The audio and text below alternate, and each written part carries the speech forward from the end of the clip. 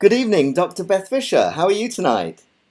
Good evening, Pierre. Good evening, Cardiff University. Hi, everybody there. How are you? Well, I'm hoping they'll answer yes or we're well. Um, as you know, we've recorded this a few days back. Thank you ever so much for agreeing to talk to us. Um, Everyone's always keen to know how did you end up starting up senior medical cannabis? Oh, that's an interesting question. I'm a former professor for children with disabilities. I'm very interested in the area of health. How I started senior medical cannabis is I'm very concerned that as I was getting older and my parents were getting older, that there wasn't an opportunity to convey information or supports for seniors regarding medical cannabis. And because of this, I knew that in 30 years, I might not have the choices if I didn't do it now, if I didn't provide seniors with an information base, and that's what senior medical cannabis does. We are information based for medical, legislative, social, and media purposes for seniors. And was there any personal reason for you doing this? Absolutely. Friends at the presentation, friends, I'm going to call you my friends because we all have a loved one who could benefit from cannabis. But friends, my mother had ALZ or Alzheimer's.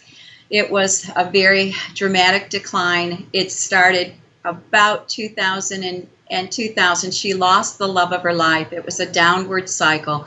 The next major health event for her was in '02, where she had to have back surgery. Still having a little confusion, she went through the back surgery.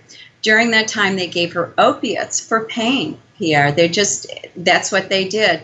As a result, she began very constipated. Once she was out of surgery and in the assistive rehabilitation setting, she wasn't moving any of her bowels. There was nothing going on. She was being impacted, and literally I helped the nurse clean her out. That requires gloves and ointment, and we tried everything. We tried suppositories, we tried everything, but in the end, I helped the nurse actually reach in and remove the feces.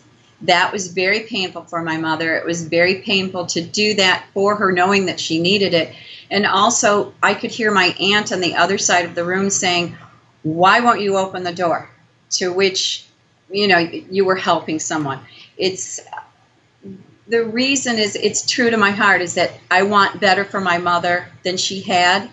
And now that we know about medical cannabis, Pierre, I want better for me. I don't want to be in that high risk factor. I won't be in that high risk factor.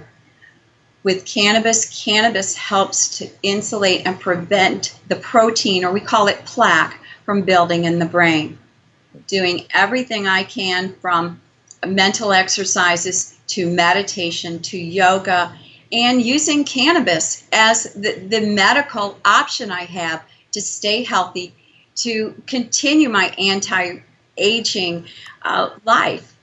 I'm 58, Pierre, and folks, take a look. I do yoga about an hour and a half every day.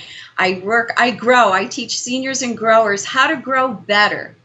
But I'm close to 60, and I never know.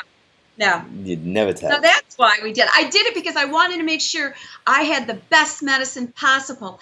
And those at Cardiff University this weekend know that cannabis works. Cannabis builds your cannabinoid system so that you're sufficient. You don't have a deficiency. You are healthy. And because you're healthy, your cells want to be the best they can be. It is anti-aging. It is a wonderful, wonderful, wonderful medicine. You can grow it. You can grow it anywhere. Grow it with your mint. When it's legal, grow it with your mint. Grow it with your lavender and chamomile.